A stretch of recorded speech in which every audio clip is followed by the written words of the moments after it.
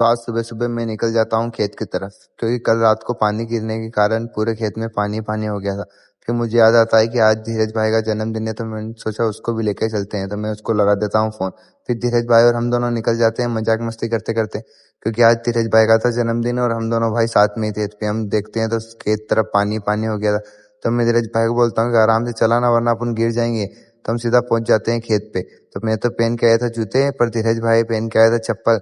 तो उससे चला ही नहीं रहा था। उसने बोला तूने भारी फंसा दिया आज मेरे। मैंने बोला कोई बात नहीं, चला जाता। फिर मैं सीधा पहुंच जाता हूँ घर पे, क्योंकि मुझे लेके जाना था ये चद्दर। इस चद्दर को अपन को करवाना था थोड़ा बड़ा, इस गाड़ी का भी लेके जाना था और उस गाड़ी का भी लेके जाना था। तो मैं सोच रहा था दोनों चद्दर कैसे लेके जाऊंगा। फिर मैंने सोचा 2 बार चला जाऊंगा एक एक लेके।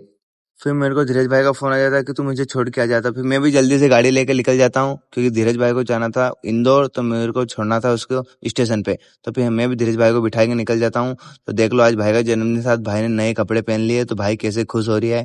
तो हम जल्दी से निकल जाते हैं चंद्रावतीगंज के लिए।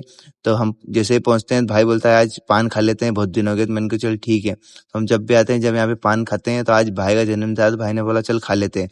तो जल्दी से पान लेके हम निकल जाते हैं सीधा स्टेशन। भाई और मैं पहुंच जाते हैं स्टेशन पे। तो भाई मेरे को बोलता है तो मेरे को शाम को भी लेने आ जाना। मैंने कहा चल ठीक है। तो मैं पहुंच जाता हूँ सीधा घर पे, क्योंकि अपन को लेके जानी थी ये चद्दर। इस चद्दर को अपन को करनी है थोड़ी बड़ी। तो फिर हम भी चद्दर लेके निकल जाते हैं। फिर हमें चद्दर का सामान लेने जाना था चंद्रावतीगंज। तो भैया की दुकान पे पहुंच जाते हैं हम जल्दी से। तो भैया की दुकान पे सामान रख के हम निकल जाते हैं चंद्रावतीगंज, क्योंकि हमें जाना था इस चद्दर का सामान लेने सरिये की दुकान पे। तो फिर हम पहुंच जाते हैं सरिये की दुकान पे। तो भैया बोले कि आपको सामान नीचे रखा है, पीछे देख लो। तो हम चले जाते हैं नीचे देखने के लिए। तो हमको जो चाहिए वो पसंद कर लेते हैं और भैया चले जाते हैं तोलने के लिए। तो जल्दी से भैया तोल देते हैं और भैया को हम पेमेंट दे के निकल जाते हैं जल्दी दुकान पे। तो मैं सोचता हूँ कि मुझे और कुछ सामान तो नहीं लेना है। तो मुझे याद आता है कि अपन को कुछ नहीं लेना है। तो हम जल्दी से पहुंच जाते हैं भैया की दुकान पे। भैया को बोला जल्दी हमारा काम कर दो। तो भैया ने बोला आपका काम अभी नहीं होगा, आप बैठो।